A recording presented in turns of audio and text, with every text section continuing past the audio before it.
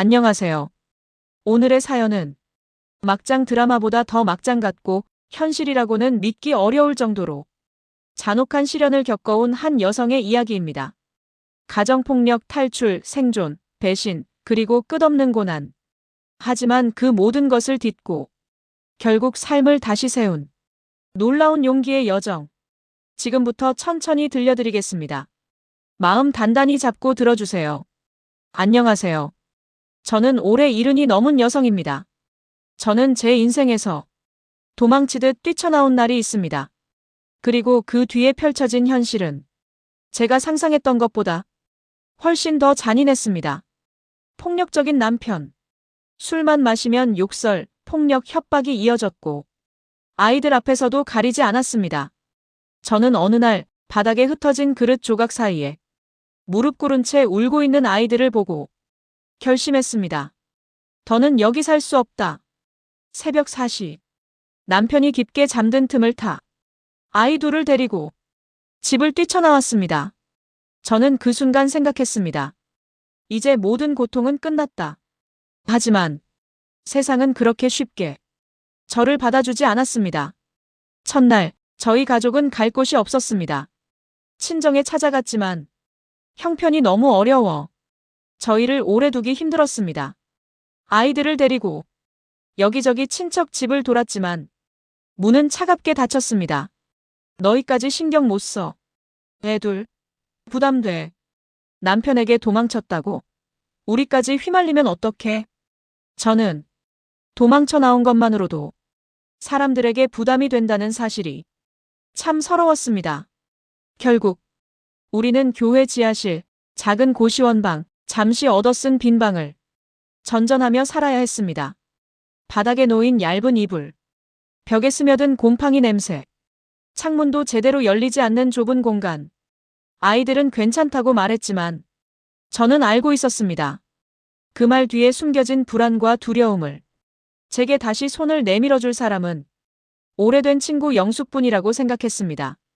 그녀는 눈물 흘리며 말했습니다. 여기서 지내. 내가 도와줄게.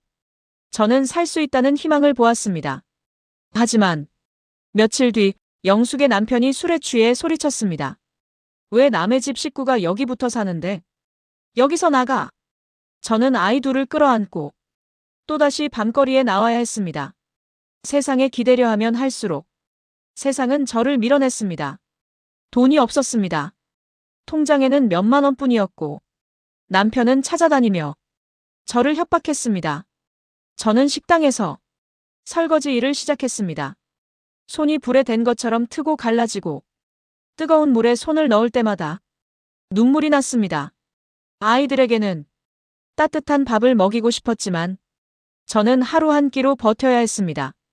밤마다 생각했습니다. 내가 잘못한 걸까? 이렇게 사는 게 맞는 걸까? 하지만 아이들이 제 곁에 있다는 사실이 저를 버티게 했습니다. 집을 나온 지 석 달. 남편은 저를 찾아 돌아다니며 지인들에게 소리쳤습니다. 내 마누라 어디 갔어? 애들 데리고 도망쳤다며? 그 소문은 동네 구석구석까지 퍼졌고 저는 아이들을 데리고 또 다른 지역으로 옮겨야 했습니다.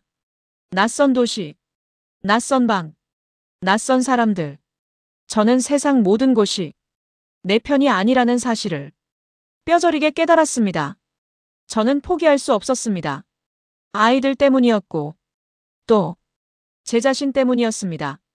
내가 여기서 주저앉으면 난 평생 그 사람에게 갇힌 채 살아야 한다. 그 생각 하나로 버텼습니다. 그리고 어느 순간 정말 작은 변화가 찾아왔습니다. 식당 사장님이 저에게 말했습니다. 아줌마, 일 성실하게 하시네요. 조금 더 일해보지 않겠어요? 그 말 한마디가 저를 살게 했습니다. 저는 점점 일자리를 조금씩 늘려갔고 작게나마 돈을 모았습니다. 아이들은 학교에 다니기 시작했고 조금씩 웃음을 되찾았습니다. 그때 비로소 저는 깨달았습니다. 나는 다시 살아나는 중이다. 남편은 결국 저희를 찾지 못했고 세월이 지나 연락은 완전히 끊겼습니다. 저는 작은 집 하나를 얻었고 아이들은 성장해 각자의 삶을 꾸렸습니다. 그리고 어느 날, 큰아이가 저에게 말했습니다. 엄마, 그때 엄마가 우리를 데리고 나와줘서 정말 고마워.